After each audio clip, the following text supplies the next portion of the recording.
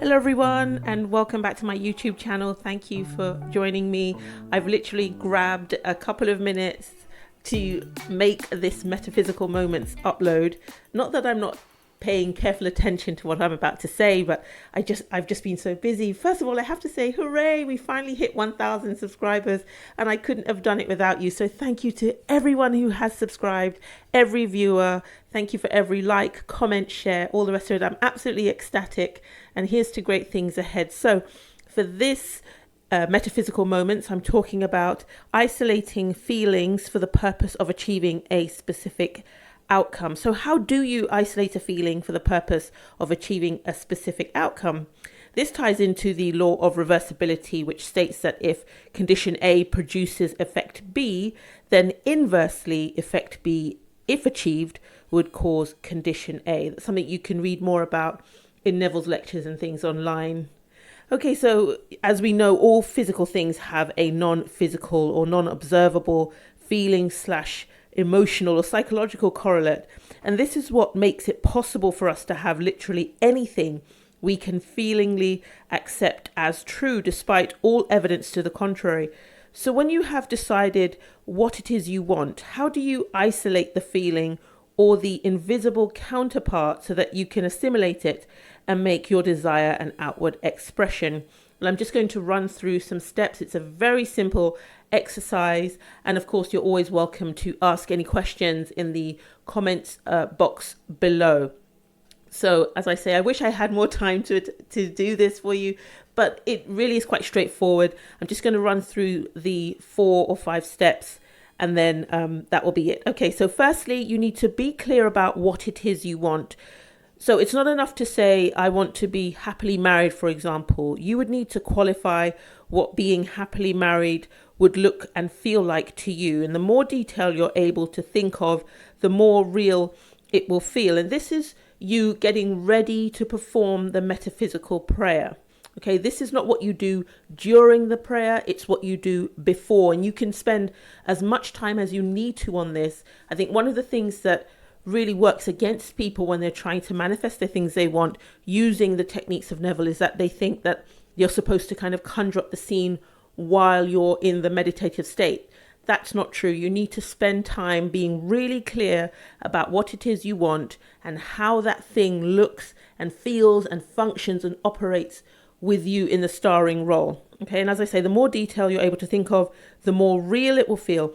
And it's very important that the details are specific to you. So you don't fantasize about suddenly having mannerisms or having habits that you don't presently have. Ensure that you are feeling yourself as yourself in the role or with your life, with your desire, a fully operational part of it. So that's the first step.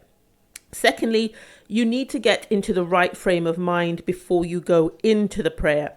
You do this by evoking the feeling of a happy outcome. And I've spoken about this in a previous upload. You can remember something that went really well for you or something you did and you succeeded in it. That feeling of happy expectation is the mind you get into for the purpose of the prayer once you are clear about what it is you want. Thirdly, once you're ready to perform the prayer, remember you're about to engage in a mental adjustment that brings you into psychological alignment with the expression of life you are looking for. And this is very, very important because what we think with feeling is what we impress on consciousness, and what we impress on consciousness is what we get out. So once you're ready to perform the prayer, tell yourself that I'm bringing myself into psychological alignment with the thing I want. Okay? So as you are doing this, if you feel any tension, you are setting yourself up to reject the solution. But if you remain loose throughout the whole process, you're signifying consent. Okay, so when all of this is done, the 4th step is to ask your dimensionally greater self to transmit the specific feeling that corresponds to the outcome you are looking for. So you want to receive the feeling that specifically corresponds to the outcome you're looking for. For example, if you want to be married or you want money or whatever it is, you're not going to just say, how would I feel if I had money or how would I feel if I were married? This is part of a Neville Goddard exercise, which actually has other parts to it that I'm not discussing here. This is asking your dimensionally greater self to transmit to you the feeling of, and then you can, having thought about what it is you want, fill in the blanks. And you can attach this or make this part of the integration technique. That's something that's very useful to do as well. So while this is all simple, it's not necessarily easy for everyone at first. And in some cases, you may need to try it a couple of times because you might not be aware that the feeling you're getting back is the true response.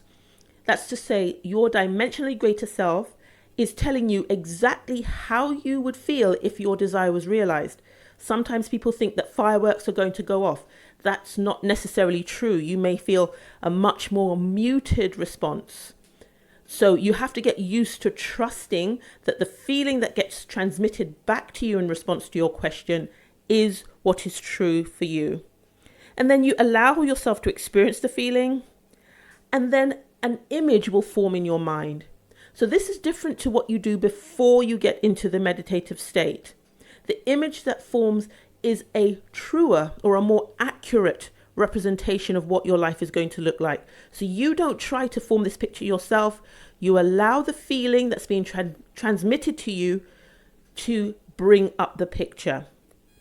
And I can talk a bit more about that on another upload. I don't have time now. So from there, you use the usual method to activate the scene.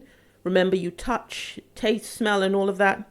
And once you feel satisfied, return to the surface and revive yourself. Of course, if you don't feel convinced of the reality of your objective, you'll need to give it another go. Otherwise, just go your way and allow things to unfold in its own way. So thank you so much for listening. I hope you enjoyed this. Feel free to ask questions or comment below. Until next time, stay phenomenally you. This has been an original Kate Jegede presentation. Thank you very much again for listening and for your support.